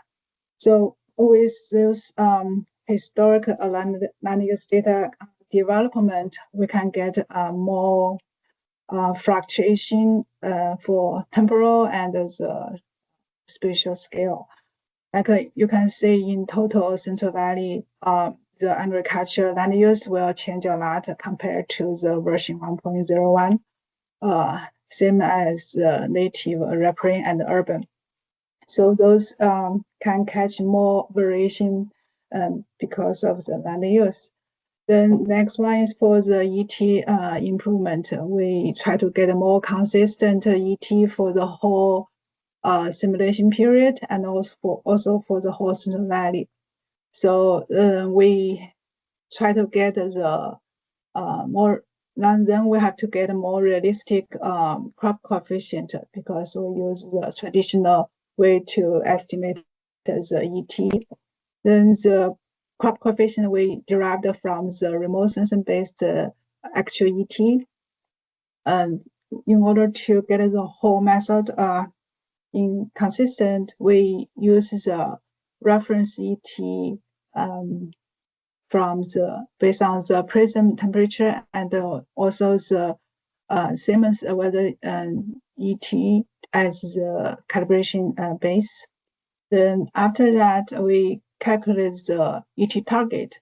Those target get from the ITRC remote sensing ET.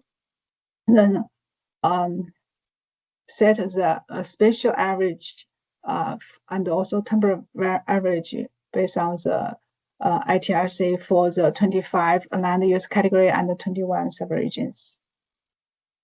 And after that, we apply the open ET data to estimate the potential ET for small watershed since ITRC didn't provide the ET outside the Central Valley. Then we calibrated the potential ET a little bit, even based on the ITRC target ET. Then we doing the calibration, then make the actual ET too close to the target ET. After that, we calibrated the soil parameter and the tile string and other model input to match the local ET and the observed groundwater level. Then when we are doing this ET improvement, you can see we give some example here for green and the native. For the green, you can see like for whole 25 subregions, the blue line shows the ITRC target, ET target, and the green line shows the potential ET, and the light blue shows the actual ET for the version 1.01. So it can see after we use the remote sensing ET as a base, the spatial distribution of the crop coefficient and the ET will be more consistent. And that's another one is for the precipitation, because the precipitation have some, the previous precipitation have some calculation issue like the ArcGIS parallel processing will be interrupted randomly. So we have to rerun it, then correct those missed precipitation in South Central Valley. After that, you can see the plots show some difference in some months, not all of them. But this one also impacts the water supply. We'll see later. Lan, I'm sorry, you have about 4 minutes, including questions. Okay, I'll go quickly. So for this soil parameters change, we try to remove the abnormal values, also balance the demand and supply in some terms, and also better matches the observed groundwater level. So all the parameters will be adjusted. You can see the example here is the hydraulic conductivity. The left side shows really green, I think the dark green, those areas have a really high conductivities. Those can cause the the groundwater level pretty high. It's shown on the upper right color. So the orange color shows high groundwater level. It's all correlated with this hydraulic conductivity. After all this change, we will impact the water budget, like ET delivery, pumping, and other terms. Also will change the groundwater level. Then here we compare our version 1.5 actual ET with the ET target and also the previous version ET. Generally, our version 1.5 ET can get very close. It's very close to the version 1 actual ET, but for the native vegetation ET, we kind of underestimate compared to the ET target. Then for the historical ET, we're doing long-term average, then compared to the 36 GSP subbasins average ET. It's overall looks fine, but some GSP we need more investigate since we have to check all the algorithm, how the local model used.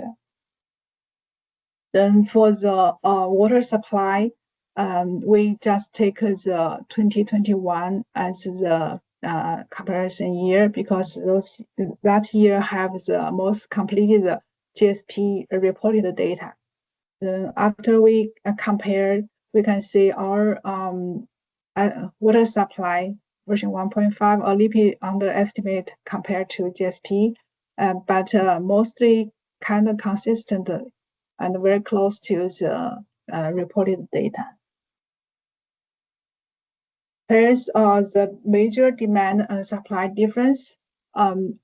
After we adjust, the version 1.5 get a bit lower actual ET, but really low supply requirement and the population. Then that's caused low pumping. I think about 4 million acre-feet lower for the population and 2 million acre-feet for the pumping. Then if we check the pumping rate compared to the total water use, our current version 1.5 pumping will be between the 30% to 60%, and the previous version 1 will be 40% to 70%. I remember in the water plan, they always describe our groundwater supply should be around 30 to 60%. So I think it should be more reasonable right now. Then we also, the new version removed the major issue in version 1.01, that is the groundwater level above ground. We adjusted the supply requirement as I described before, and also have lowered the ET in native and reparim, no tile drain in Delta for version 1. And also the channel bathymetry, manage the recharge area, those are major reasons. We fixed some, but still some left. After adjust, we get a better result.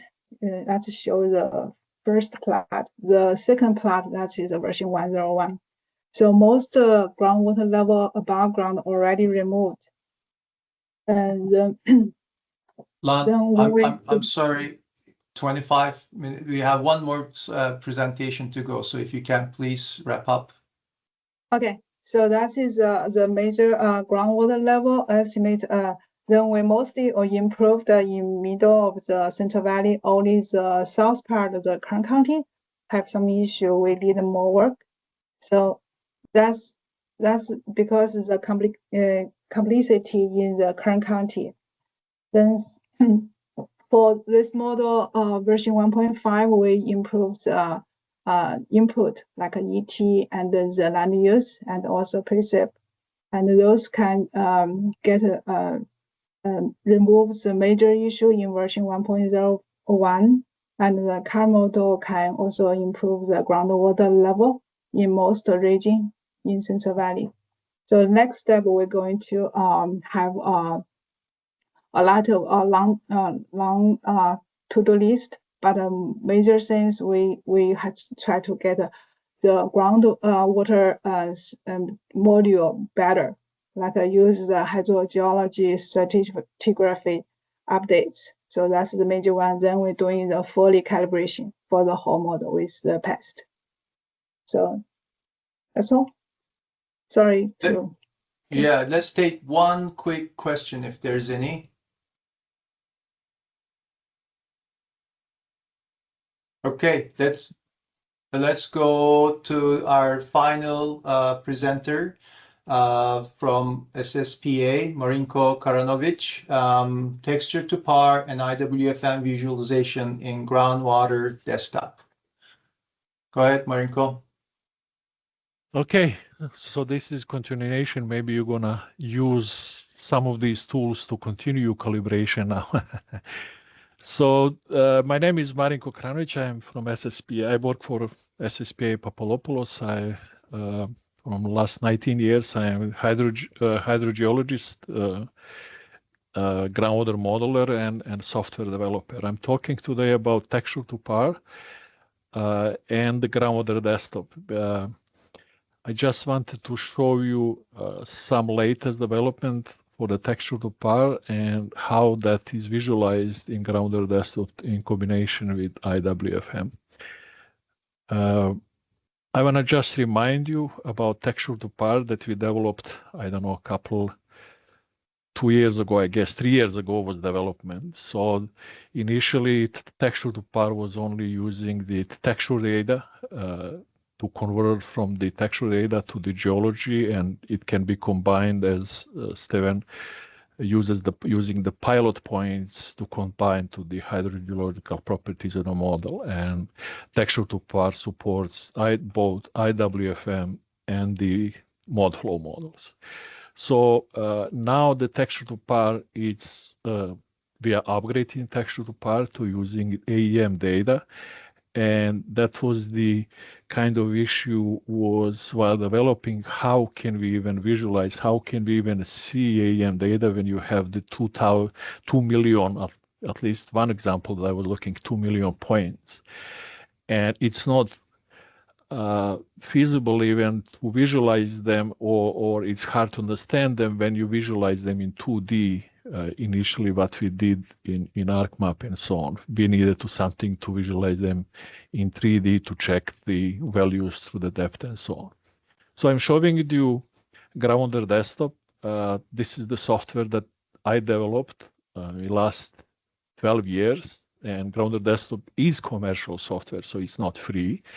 And these are just a couple major features what currently version 5 is support, and we are now in a process adding texture to par into version 6 when available.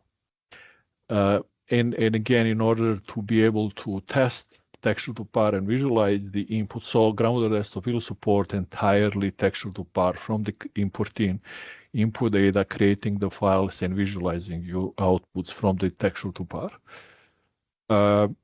Again, I started, the groundwater desktop was supporting IWFM in version 3 and then a little bit discontinuing version 4. And because version 5 it's built from ground up, I needed to be able to create new readers and everything to be able to import all the IWFM properties.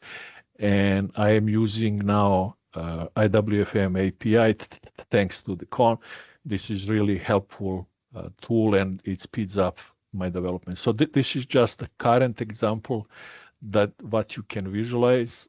You can visualize grids. You can visualize. You can create a cross section through the grid, just as a sense if you need it to check your geology, the properties in the slices or the cuts, or you can use the fences. When you're developing I understand these are all models already exist, but sometimes you need to check the properties in your model, different layers, and see what's the spatial correlation through the ground surface, through the depth of the models and everything. So you will be able to do that here.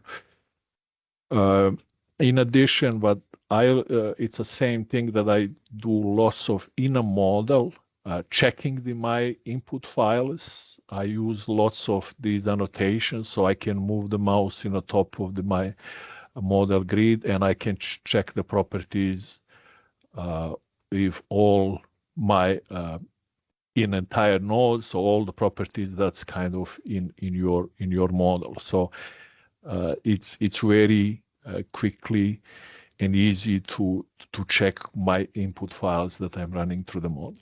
So that was kind of my first step to be able to use texture to par. What is the I needed to create some kind of grid. So the texture to par, I'm now coming to the texture to par. And I'm going one example that we have. I think this is Sacramento Valley model. Texture to par will be supported through the past and independently. So I'm showing you now options when you run through the past. So when you import the IWFM, you will have options to create the past, and then you will be options to select the method using the past. So in this case, it's a texture to par.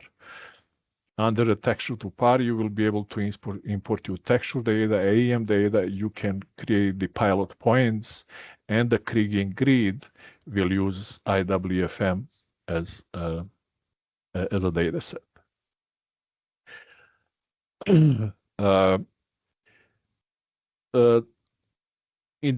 What's the first when my colleagues that they do the coding directly to the engine texture to par, the problem was always the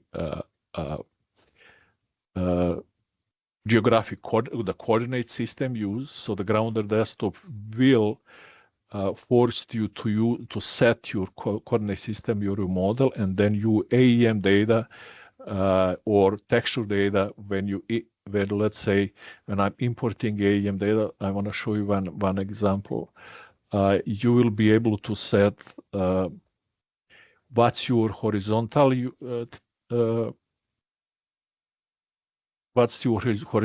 projection. Also, in some cases, we found the ground surface units and the depth units in your AEM data or even the texture data could be different. So here you will be able to set projection of your input data, texture, NEM, and Grounder desktop will convert them directly to the correct coordinate system and align them.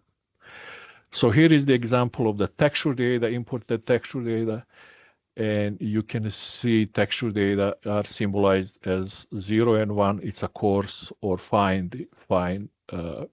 textures. You can label the wells. You can see them, or you can change the color.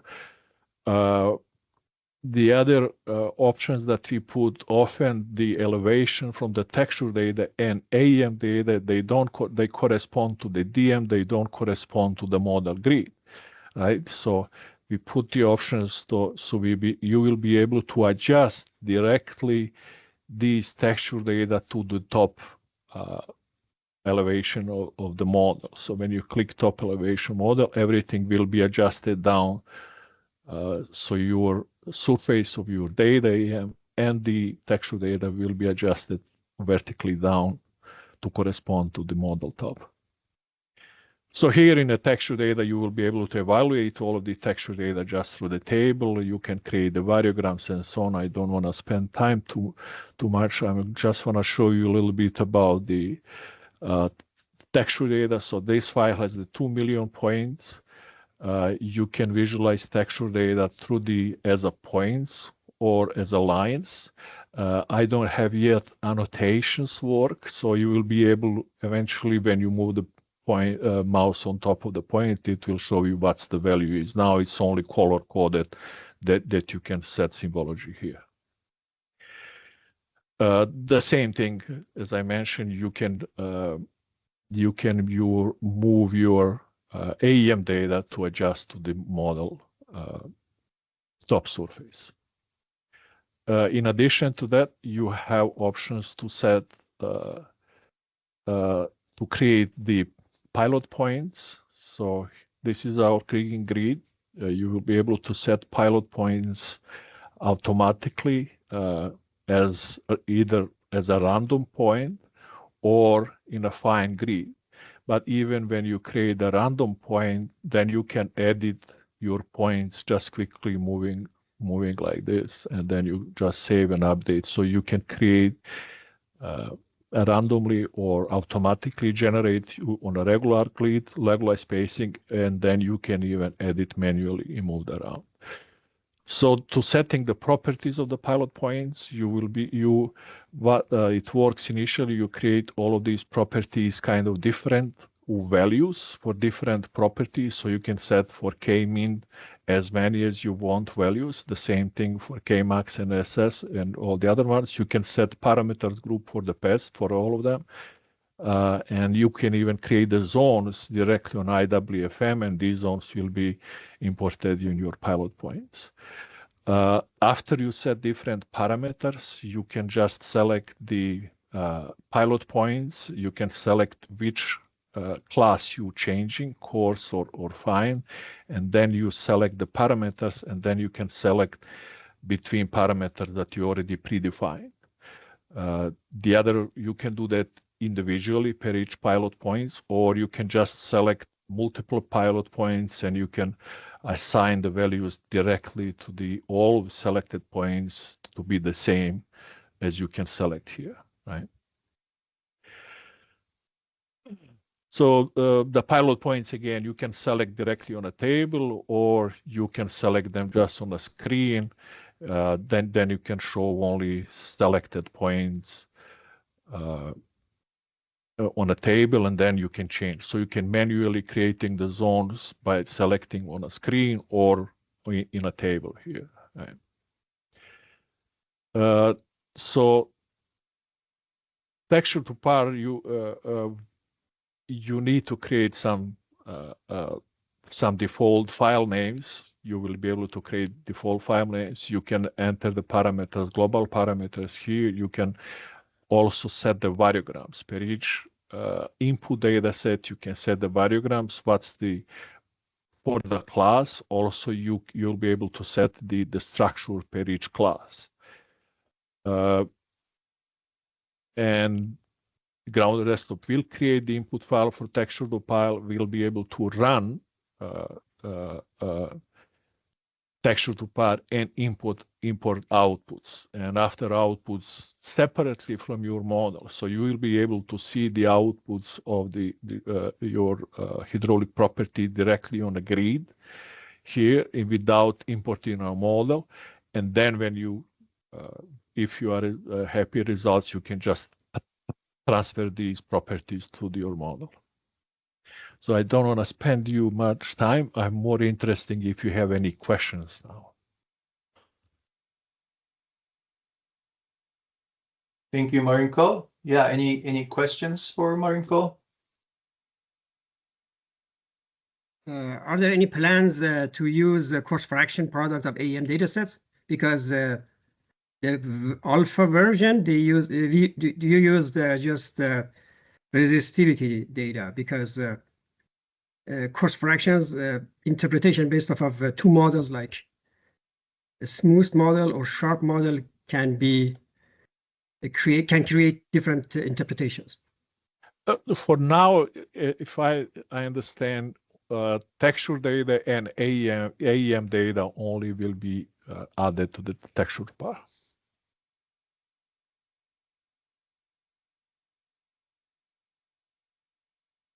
Steve?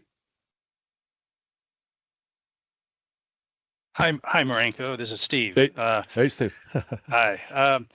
Is there? I imagine there are areas of the model where there's more small-scale heterogeneity in the different textures, and then other areas where there's where it's more spatially continuous, those textures. And is there a way to use that kind of information to optimize where pilot points are? So like if an area has less heterogeneity, you have a lower pilot point density. Is there a way to do that, or that possibly? So the point you can see in the pilot points, I have options here: random, a regular grid and it's going to be triangulate. An idea was for triangulate is to use your monitoring points or calibration points, and then you do triangulation, just 3-point triangulation, and create the pilot points in the middle of that triangle. So you are not basically trying to avoid where is your to put the pilot points next to your target, right? Maybe there is a chance even to put using your texture data to triangulate texture data in some kind of sense, although I can see there are many overlapping or very close, it wouldn't be very helpful. But that's the reason why I put the option to you can manually, I don't really trust too much in automated way, but I would create manually, depends where I have the targets, my targets in the calibration, and where I have the many points, I would just create manually click.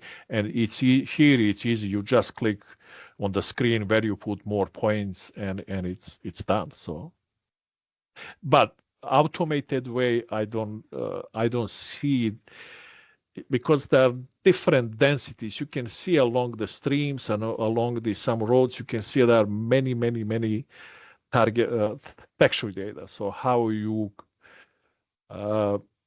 distinguish different densities, maybe, I don't know, there are some GSLib tools to remove kind of density points when you have dense points.